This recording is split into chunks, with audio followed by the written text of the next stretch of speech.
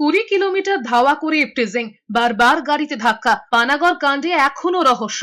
যদিও পুলিশের দাবি ইপটিজিং নয়, রেষারেষির জেরে দুর্ঘটনা ঘটেছে।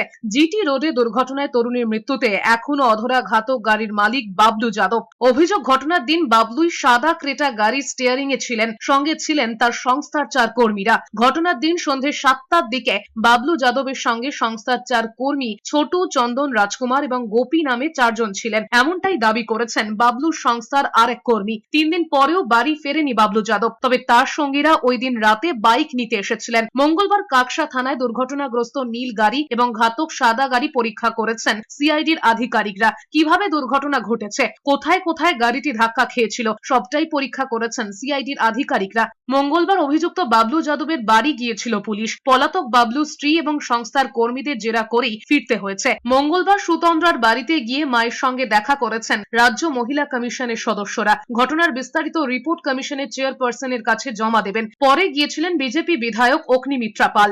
মায়ের সাথে কথা হলো, এবার আমরা আমাদের রিপোর্ট আমরা কমিশনে রিপোর্ট করে দেবো। চেয়ারপারসনকে আমি আমার রিপোর্ট দিয়ে দেবো। আমরা যা যা কথা বললাম সেই রিপোর্ট ফরওয়ার্ড করে দেবেন উনি।